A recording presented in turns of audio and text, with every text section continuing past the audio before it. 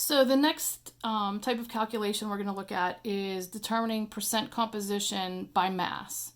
So in other words, we're looking at almost like the grade or the percent by mass of hydrogen in sulfuric acid, the percent of sulfur by mass in sulfuric acid, and the percent of oxygen by mass in sulfuric acid. Okay, so it's the percent composition, how much of each one of these is in the total. So just like up above in the first type of calculation, we're going to be using the molar mass. So to do that, we need to take the subscript multiplied by each one of the elements. So for every 2 atoms of hydrogen, I have 1 atom of sulfur and 4 atoms of oxygen. And so then what I do, just like above, if I have these parentheses, I multiply, add everything up, and I end up with my answer, and that's going to be grams per mole. Okay? Now, that tells me the total. Now I have to go back and figure out how much is each one. What is the percent? What is its grade, so to speak? So I have to take each element individually. So in total. So I have to take 2 times my hydrogen because it's a ratio of 2 to 1 to 4. So I'm going to take 2 times my mass of hydrogen, and I'm going to divide that into this.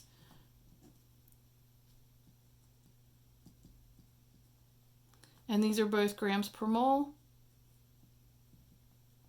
because all I'm going to do is get a number. It's going to be percent composition.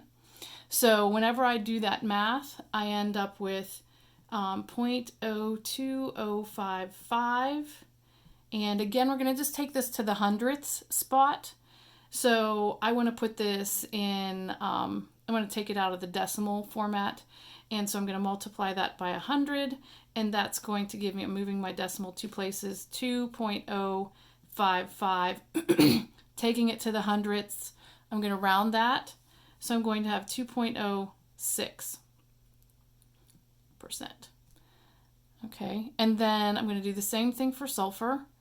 2.066 divided by 98.078. Both of those are grams per mole. You should write that down. Grams per mole, grams per mole. And when I do that calculation, I get 0.32694 times 100%. Gives me 32.69. The 4 does not round the 9 up. Percent. And then finally, I have my 4 times 15.999 gives me 63.9996 grams per mole. And I'm going to divide that by 98.078 as well.